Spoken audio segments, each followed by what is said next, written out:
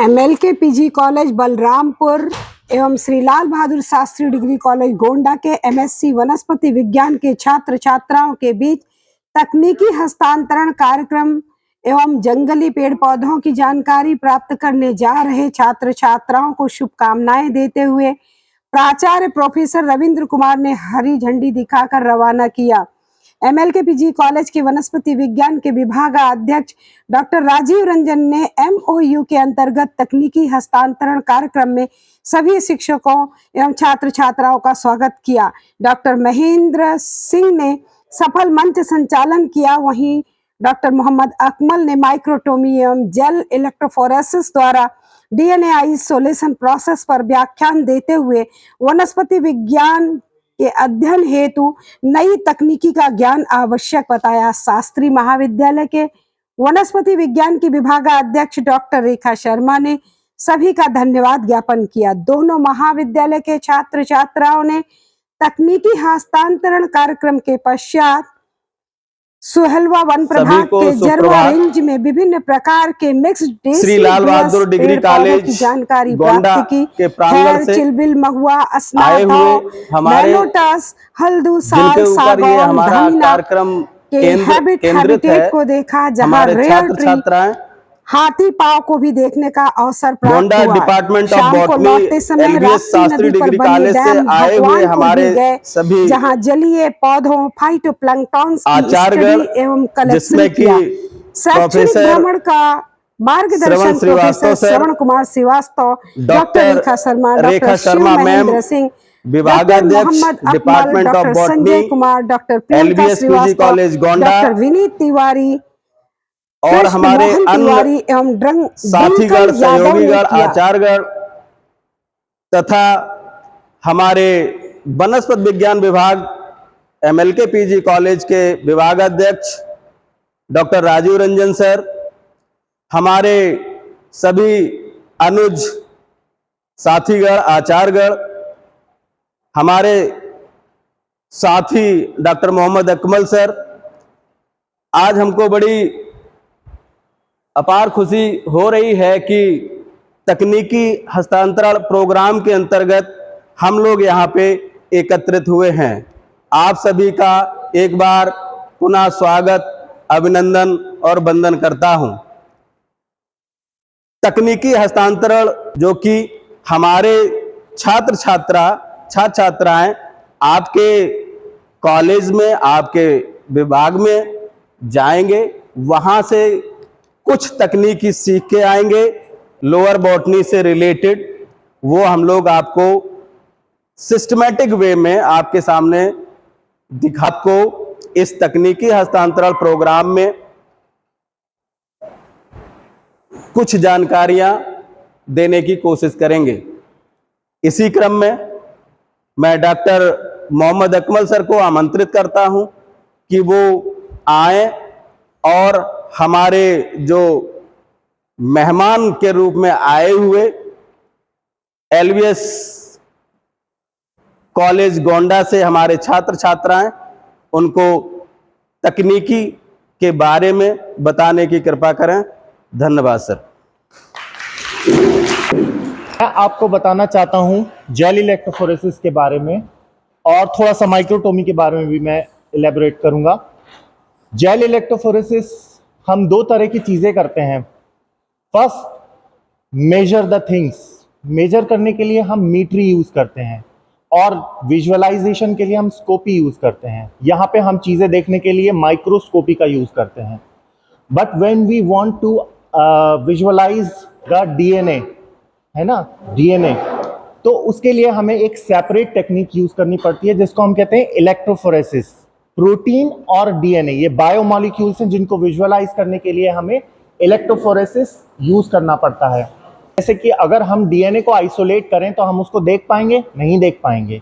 उसको देखने के लिए हमें इलेक्ट्रोफोरेसिस को यूज करना पड़ेगा। इलेक्ट्रोफोरेसिस क्या है? इसमें हम एक जेल बनाते हैं। जेल बनता है मेनली एक एगार और अगरोज, दो चीज़ें हैं जो कि आइसोलेट की जाती हैं प्लांट से, मोस्टली एल्गी से, और ये जो अगार है, अगार और एगरोज, ये दो फॉर्म है उस जेल की, ये एक जेल फॉर्म में कास्ट हो जाता है ना। इसको हम जिस शेप में जाएं उस शेप में ये कास्ट हो जाएगा, बन जाएगा। यहाँ पे हम डीएनए को विजुअलाइज करने के लिए हम एगरोज जेल यूज करते हैं। एगरोज जो है प्यूरिफाइड फॉर्म है अगार की, और इसको जैसे ही हम जिस भी शेप में हम इसको डालेंगे उस शेप में ये फिक्स हो जाएगा और उसी तरह की एक स्ट्रक्चर में बना लेगा।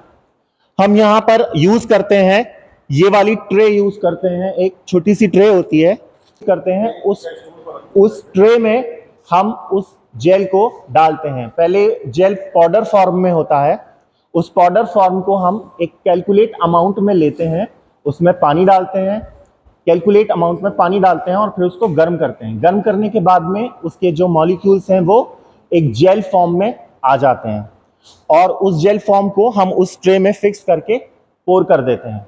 अब वो जेल जो है ना उसी की शेप में फिक्स हो जाएगा। उसके साथ में हम एक छोटा सा जो है कोम्ब भी लगाते हैं जिसमें छोटी छोटी वेल्स बन जाती हैं, छोटे छोटे खांचे बन जाते हैं, है ना। और खांचों के साथ में वो जेल हमारा पूरा प्रिपेयर हो जाता है। हमने डीएनए आइसोलेट किया, सपोज हमने प्लांट से डीएनए आइसोलेट किया या किसी भी सोर्स से हमने डीएनए आइसोलेट किया, अब हम उसको रन करना चाहते हैं तो हम उन वेल्स में उस डीएनए को डालेंगे। लेकिन उससे पहले आपको जेल को कास्टिंग ट्रे से निकालना पड़ेगा और कास्टिंग ट्रे से निकालने के बाद में एक बफर होता है जिसको कहते हैं ट्रिस बफर। ये एक केमिकल होता है ट्रिस HCl जिसका मॉलिक्यूलर वेट होता है 121 डिग्री 121 मतलब मॉलिक्यूलर वेट 121 होता है। उसी ट्रिस को हम लेकर के उसका बफर बनाते हैं, है ना, जिसकी pH होती है 8.0। ये बफर क्या करता है, बफरिंग सिस्टम मतलब किसी भी आयन की कंसंट्रेशन को ज्यादा या कम नहीं होने देता है। और दूसरा हम सोडियम आयन उसके अंदर रखते हैं क्योंकि डीएनए जो है वो अपनी इंटीग्रिटी मेंटेन करता है सोडियम आयन की प्रॉपर कंसंट्रेशन में। ये चीजें उस बफर में होती हैं।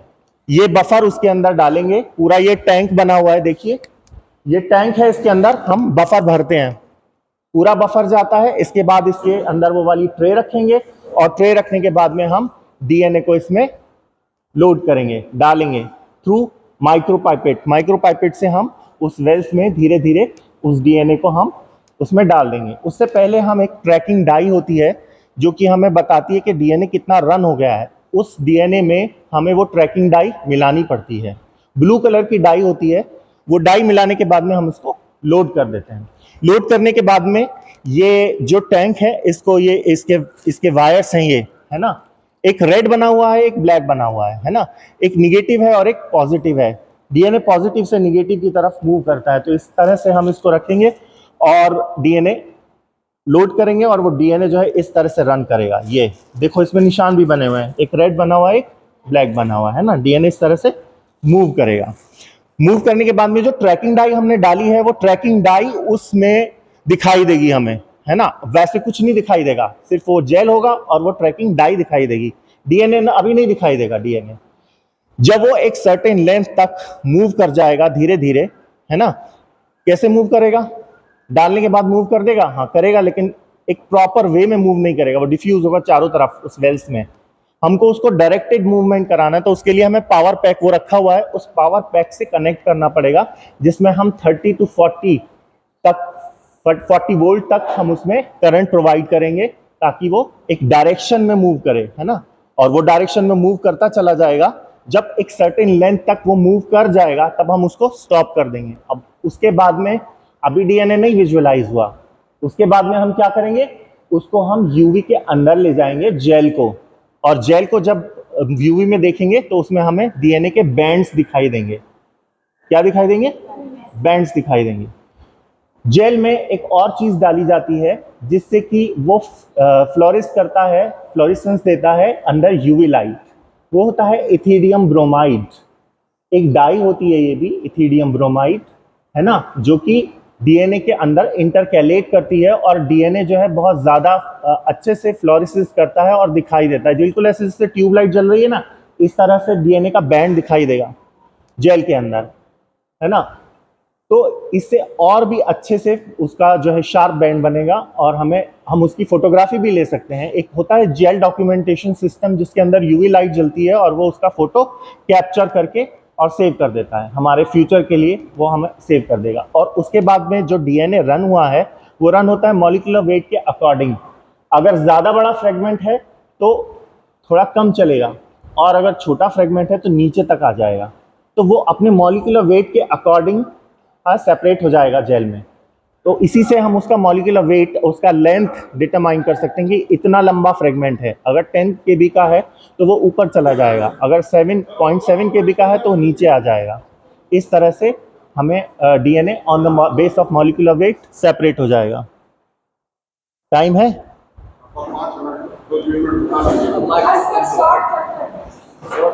इससे हम वुड की सेक्शनिंग करते हैं डिफरेंट एरिया से, TLS, LS, RLS, ये सारी सेक्शनिंग हम इससे करते हैं। लेकिन वुड को कट करने के लिए हमें क्या करना पड़ता है, ऐसे ही हम वुड लेकर के नहीं कट कर सकते क्योंकि वो बहुत हार्ड होती है, इसका ब्लेड जो है ना वो कट जाएगा, खराब हो जाएगा।